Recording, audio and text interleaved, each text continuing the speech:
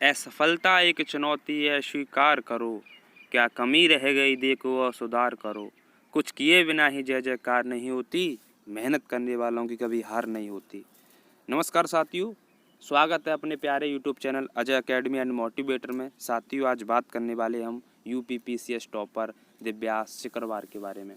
क्या रही इनकी सफलता की कहानी, कैसे इन्होंने अपनी सफलता में किन किन चीज़ों का सामना करना पड़ा।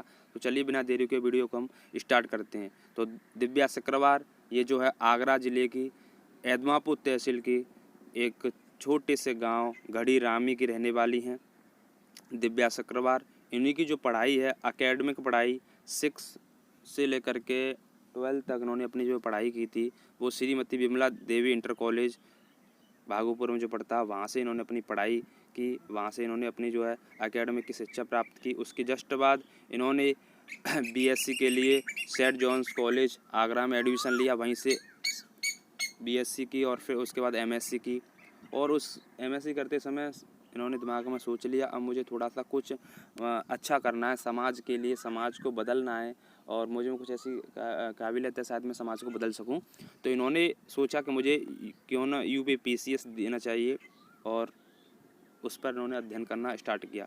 तो यूपीपीसीएस के लिए इन्होंने पढ़ाई स्टार्ट की, अच्छे से इन्होंने कंटिन्यूस पढ़ाई की। तो इन्होंने पहली बार एग्ज़ाम दिया, तो पहली बार जो है एग्ज़ाम मुझे फेल हो गई। जब फेल हो गई तो फर्स्ट बार, उसके बाद फिर उन्होंने दोबारा से ही ट्राई किया। पहली बार देखा कोई बात नहीं, पहली बार नहीं निकला है तो नेक्स्ट बार निकल जाएगा। अगली बार दोबारा से फिर मेहनत की, दोबारा से फिर एग्ज़ाम दिया और मात्र 1 या 2 नंबर से एग्ज़ाम से फिर बाहर हो जाती हैं। और जब एग्ज़ाम से 1-2 नंबर से बाहर हो जाती हैं तो फिर अंदर से बहुत ज़्यादा टूट जाती हैं कि इतनी मेहनत की मैंने दिन रात एक करके अच्छे से, और फिर भी मैं 1-2 मार्क्स से रह गई। बहुत अपने आप को अकेला महसूस करने लगी, क्या करूं मैं, कुछ समझ में नहीं आ रहा है। इतनी अपने आप को मैंने पूरा झोंक दिया था, 100% मैंने दे दिया था, फिर भी मेरी जो है फिर भी मैं इसमें सेलेक्ट नहीं हो पाई हूँ। बहुत ज़्यादा इनको प्रॉब्लम होने लगी, लेकिन इनके अंदर फिर एक उत्साह जागा, जुनून जागा, कुछ कर दिखाने का। नहीं कोई बात नहीं, अपने आप को मैं 2 बार हुई तो इस बार मुझे फाइनली ही डन करना है। अब मुझे एग्ज़ाम को क्रैक ही नहीं करना है, पूरा ओवरऑल टॉप ही बनना है। अपने आप को प्रण कर लिया, जो मुझे 1-2 नंबर कम कर रहे हैं ना, इसी को मुझे बदलना है, इसी को अपने आप में रैंक में लाना है। तो लगा दी भैया जान, पूरी ताकत अपने आप को रूम में 2 सालों तक रूम से बाहर नहीं निकली। घर वालों के अलावा पास पड़ोस रिलेशन वाले और कोई फ्रेंड्स, उनसे ज़्यादा कोई बात नहीं करना, सिर्फ अपने कामों में लगना, अपने रूम में जा कर के बस गेट बंद करके अपनी पढ़ाई पर अध्ययन करना। पूरी जी जान से मेहनत की, लगन से मेहनत की और लगी रही।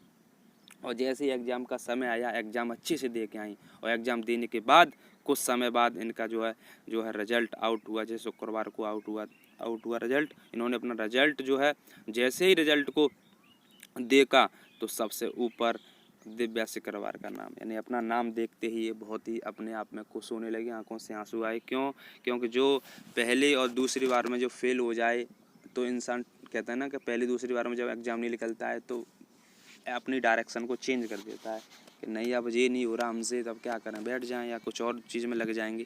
लेकिन इन्होंने अपने आप को लगे रहे और पेशेंस इनके अंदर था और निश्चित रूप से उसमें और ज़्यादा ताकत लगा दी मेहनत में, और जिसका परिणाम ये निकला कि जी ओवरऑल पूरे उसमें रैंक फर्स्ट आई। तो ये अपने आप में बहुत बड़ी बात होती है कि जो अपने डायरेक्शन को चेंज कर देते हैं। थोड़ी बहुत अगर हम नंबरों से रह रहे हैं और हम अपने आप को बदल देते हैं कि हम इस लायक हैं नहीं, लेकिन सीखिए दिव्या सिकरवार से 2 बार फेल होने के बाद भी अपने आप को कायम रखी और यूपीपीसीएस एग्ज़ाम को टॉप कर दिया। और इन्होंने अपने आप को फिर बताया कि सफलता का जो श्रेय है मैंने कैसे कैसे पढ़ाई की थी, किन किन चीज़ों को ध्यान दिया जिससे मैं आज नंबर 1 पर आई हूँ। तो इन्होंने खुद बताया कि जो है सबसे पहले मेरे माता पिता का श्रेय जिन्होंने सपोर्ट किया था, उसमें भी माता जी ने सबसे ज़्यादा सपोर्ट किया था, और उसके अलावा टीचर्स का तो सपोर्ट ही था ही, और फ्रेंड्स का भी सपोर्ट था, जो अच्छे फ्रेंड्स उन्होंने भी इनको सपोर्ट किया था। और साथ ही इन्होंने अपनी स्टडीज बताई थी कैसे कैसे इनका टाइम टेबल रहा था। टाइम टू टाइम ये कहती थी कि मैं कोई टाइमिंग नहीं फिक्स था कि साथ मैं 4 घंटे पढ़ रही हूँ कि 8 घंटे के 10 घंटे के 12 घंटे, मैं लेकिन कंटिन्यूस तरीके से पढ़ती रहती थी। कोई टाइम नहीं था मेरा कि कितना मुझे पढ़ना है। बस इतना टारगेट था कि मुझे एक गोल बना लेती थी मैं पर डे के हिसाब से कि मुझे इतना काम आज ख़त्म करना है और इतना काम आज मैं ख़त्म कर लूँगी, उसके बाद ही मैं आगे काम करूँगी। तो ये अपने आप में सबसे बड़ी जीत होती है कि रोज़ प्रत्येक दिन कोई ना कोई टारगेट फिक्स करना कि मुझे इस चैप्टर को पूरा फिनिश करना है, तो आज इसको मुझे करना है, ये कार्य करना है। तो वही इन्होंने अपने आप में बताया कि मैंने ऐसे तैयारी की थी और जिससे मैं जो है मेरे मार्क्स जो है सबसे ओवरऑल सबसे टॉप आए हैं। तो ये सबसे इनकी बात रही थी। और फिर दूसरी बात इन्होंने सबसे बड़ी बात और कही कि जो कुछ लोगों का ये रहता है मीडियम की बात होती है कि हिंदी मीडियम से इंग्लिश मीडियम से है, तो ऐसा कुछ नहीं होता है। इन्होंने खुद बताया है और ओवरऑल और लोगों का भी यही है जो टॉपर्स रहे हैं कि ऐसे नहीं कि इंग्लिश मीडियम वाला ही जो है सब में जॉब लेता है। इंग्लिश हिंदी मीडियम वाले की कुछ नहीं लगता। भाई ये तो एक गाँव से है, गाँव से है, कोई सिटी से तो नहीं है, गाँव से है, देहाती एकदम, फिर भी देखो टॉप आया है। और माध्यम हिंदी माध्यम, लेकिन कहते हैं ना कि लगन होती है, अगर अंदर कुछ करने की, कुछ कर दिखाने की लगन होती है तो कोई भी मायने रखता है कि कौन सा मीडियम है, कौन सा माध्यम से इन्होंने अपनी जो है पढ़ाई की है। अपने आप में विश्वास होना चाहिए कुछ कर दिखाने का, तो कर जाता है। इसके अलावा इन्होंने ये साथ ही साथ में ये भी बताया था कि अपने पढ़ाई का जो रोटेशंस है हमें टाइम टू टाइम करना चाहिए, चीज़ों को समझते हुए चलना चाहिए, तभी हम चीज़ों को समझेंगे, तभी हम उस चीज़ को कर पाएंगे और तभी हम अपने लक्ष्य को प्राप्त कर सकते हैं। इसके अलावा इन्होंने खुद बताया था कि मुझे जो है मैंने सीमित संसाधनों से पढ़ाई की थी, कोई ज़्यादा इनके पास व्यवस्था नहीं थी कि बहुत बड़ा वो है, क्योंकि पिताजी इनके फौजी थे, ऐसा कोई ज़्यादा वो नहीं था कि जा कर के मुखर्जी नगर तैयारी करो कि इलाहाबाद करो कि जाके मैं कोटा तैयारी करूं। तो इन्होंने खुद कहा कि मैंने सिर्फ अपने घर पे ही एक रूम ले लिया अपना ही, और उसमें ही मैंने अपनी पढ़ाई करना स्टार्ट कर दिया और आज ही परिणाम हुआ कि मैं ओवरऑल टॉप आई। मतलब मैंने चीज़ों को ध्यान दिया और समय ज़्यादा बर्बाद नहीं किया और अपने कंटेंट पर ध्यान दिया, अपने उस पर सिलेबस के अनुसार मैंने पढ़ाई की और जिससे परिणाम ये निकला।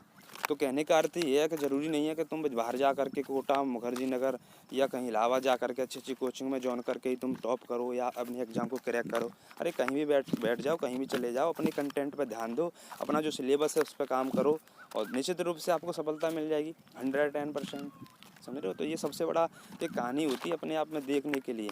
जुनून होता है भाई, दूसरा इंसान ऐसे थोड़ी बनता है। तो ये इनके बारे में जानकारी थी। इनके पिताजी जो हैं फौजी हैं और जैसे ही इनको रिजल्ट मिला और देखो बहुत ज़्यादा खुशी अपने आप में हुए, और सफलता तो भाई मिलती है तो लोग अपने आप में और ज़्यादा जागरूक हो जाते हैं। तो फ्रेंड्स वगैरह ने सब उनके द्वारा जो है सपोर्ट किया गया था और माताजी ने तो खैर सपोर्ट ही किया था। तो ये अपने आप को सीखने को मिलता है कि हमें अपने कामों पर ध्यान देना चाहिए, अपनी पढ़ाई पर, साथ ही साथ किसी और चीज़ों पर नहीं। क्योंकि उन्होंने दिव्या सेकरवार ने खुद ही बात कही है कि लोग आपको कहेंगे कि तेरी बस का नहीं है, तू नहीं कर पाएगा, तू नहीं कर पाएगी, तू नहीं निकाल पाएगा, और तुम्हें टोकेंगे भी और तुम्हें बहुत ज़्यादा इग्नोरेंस मिलेगी। और इनको भी इग्नोरेंस मिली थी, इनको लोग अनदेखा करने लगे और इनके रिलेशन वाले और इनके पड़ोसी अड़ोसी बहुत ज़्यादा इनको सामना करना पड़ा था, लेकिन इन्होंने किसी की बात नहीं मानी और अपने कामों में लगी रही। नहीं तो उसका परिणाम ये निकला कि ओवरऑल सबसे फर्स्ट आई। तो ये होता है अपने आप में संघर्ष, जीत ये होती है। तो दोस्तों ये छोटी सी कहानी अपने आप को कुछ न कुछ जागरूक करती है और अपने अंदर जोश भरती है। अगर थोड़ी बहुत अभी आपके अंदर जोश आया हो तो अपने प्यारे चैनल को सब्सक्राइब करें और कमेंट करके तो ज़रूर बता दिया करो वीडियो कैसी लगी। आपके लिए थोड़ी बहुत इतनी मेहनत की जाती है, कम से कम एक लाइक और मोटिवेट हमें भी तो मिलना चाहिए, जिससे आगे के लिए मैं आपके लिए ऐसे ही अच्छी वीडियो लाऊं। तो चलिए साथियों, नेक्स्ट वीडियो में अच्छे से मोटिवेशन के साथ फिर दोबारा से मिलता हूं। नमस्कार साथियों, जय हिंद, जय भारत।